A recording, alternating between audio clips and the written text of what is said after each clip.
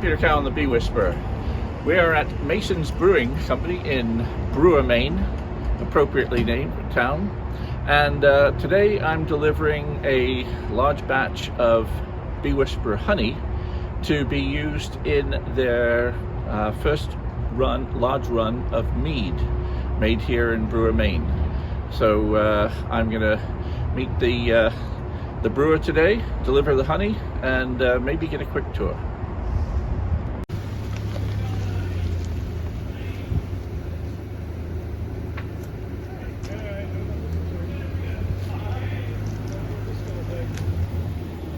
Something.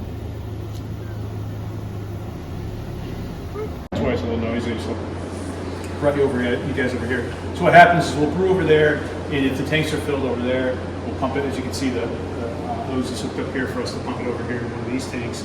Then over here, the condition. Today they're doing a cider, and then once the cider conditions and it's ready for packaging, we're gonna can it. So this is basically our canning operation side of the building. And what is your sort of top seller for your canning operation? So our flagship is Hipster Apocalypse. I don't see a blank can kicking around next to it. They just canned it yesterday. But we send beer to 6 different states. We've sent beer to 11 different countries. We sent beer to Edinburgh for a BrewDog event. Is that right? Yeah, we did. So we've had a little luck over on that side of the pond, but not. It's just gotten a lot differently, especially after COVID, and then with inflation, the price of shipping and things like that. It just trying to concentrate on our market in our backyard is kind of where it's at. So, but we appreciate you guys getting the honey for us because we like to locally source from local farmers. We get our cranberries from local farm bog down in Jonesport. We use wine and blueberries in our cider and our blueberry beers. Spent grain that we use to make beer we give to a farmer and he feeds his cows. And then we locally source through the restaurant a bunch of stuff from Maine. So we try to support as many people as we can. Right. Now the meat that you're making, can you tell us a little bit about what you're planning to make? Mm-hmm. We're making mead. No, so it's something that we've never done. And it's not I don't do that side. That had nothing to do with my input, other than the fact that we had multiple vendors say, "Hey, look at you guys do mead," because I don't know if the vendor that the brand that they were looking for wanted to stop bringing it into the state, which is what we're hearing, because it's just so expensive. Everybody's kind of just trying to figure out their markets. So, quite frankly, all I know is it's taken a shit ton of honey. Right. Yeah. That's good for the bees. Yeah, it's good for the bees.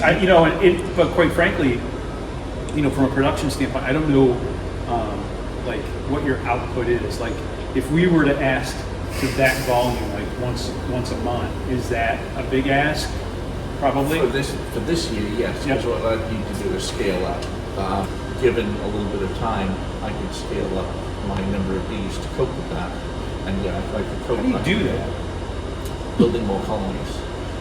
And I make most of my living selling bees rather than honey. Honey's a byproduct for me. Yeah. And so I have multiple colonies that come through the winter.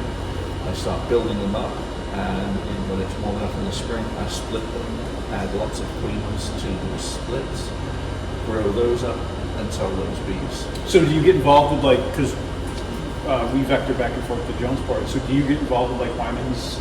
I see how I never noticed. I haven't done commercial pollination for a while. Yep. I used to do some, but it's a lot of work, and it's just at the time when I'm going to split my time. Right. So, although I could make a lot of money setting out my bees for pollination and then making lots of honey, my niche is making good quality nucleus colonies or beginner colonies for other people. And then when that's done, I have a lot of colonies left over to grow for next year. They produce a surplus of honey, and then I get a surplus of honey. Now this last year, I have less honey production because I made more nucleus colonies. Okay. And my sales had gone up, probably with COVID and that sort of thing. And also people like the race of bee that I'm particularly growing. And so that just requires planning for me to say, instead of bringing 150 colonies through the winter, bring 300 colonies through the winter. That requires scaling up the year before. And so if I knew a year ahead of time that my demand for honey is going to be great, I could really increase my honey by having my colonies ready earlier. Because I split my colonies in May and June to sell, the biggest honey flow here, the biggest time for honey production here in this area is late May and June. So my colonies are all this big, when if I didn't split them, they'd be this big, producing a heck of a lot of honey. So what do you do in the winter? In the winter,